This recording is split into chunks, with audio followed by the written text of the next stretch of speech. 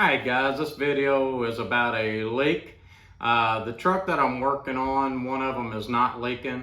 We're going to shoot a video on that, and one vehicle that I have here is leaking. So I shot a video on that, just a short clip to show you what to look for. You'll want to check this out. This is a very slow leak.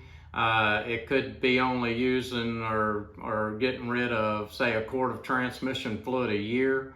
But if you've got one of these newer units where you don't have a dipstick and you can't check the fluid, that can get dangerous really quick. When it's slow, then it could develop an issue with starting to slip, things like that. So just make sure that you watch this video, and hopefully this will help you and save you some money. All right guys, so we're just going to drop this cover down in the front. Unbolt this cover a little bit, drop it down so that we can get a good view of what's going on in there. All right, I got the cover down. I'm interested in the lines right there where those couplings are. That's what we want to check out. We just want to make sure that it's not wet around those couplings. We want to make sure there's no drips hanging off those couplings. And the reason is because on these 6-speed, 8-speed transmissions, you have to be very careful. If they don't have a dipstick to where you can check the fluid, then you may not check the fluid but once every 6 months or once a year. And if these are dripping, they can drip out a couple of quarts over a period of a year, and you could be running low. Okay, so to explain why these lines might be leaking, watch this little clip and it'll show you the movement of the engine back and forth as you're engaging it into gear. So watch this.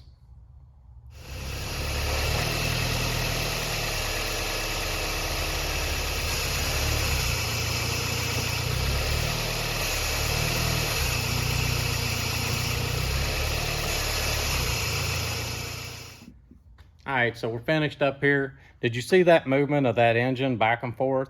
The way it rocks when you pull it into gear, and it doesn't matter if you put it in reverse, it goes one way. If you put it in drive, it goes the other. And what that does is the metal part of those lines is moving and the rubber part is not. So you're getting that flex in between that rubber and that metal, and that just causes them to leak over a period of time. So anyway, we're going to show you one now that is leaking, and that way you'll know what you're looking for whenever you get underneath your vehicle. All right guys, you see that little bit of fluid right there on that line? That is a leak. That's what you're after. That's what you're going to be looking for, because that leak right there can cause you some big issues down the road. Okay, so on this frame, you see that's just residue. That's just an oily residue. And what's happening is that drip's hitting that frame, and it's laying on there for a day or two, and it's just kind of going away. And that's the reason you don't never see this drip on the ground. It's dripping so slow, and it's actually drying on the frame, and you just never see the drip. Okay guys, thanks for watching Codeman's Auto. I hope this video helped you, and please hit that like button. The guys here gets motivation off of that, and we keep putting videos on there. So thanks again.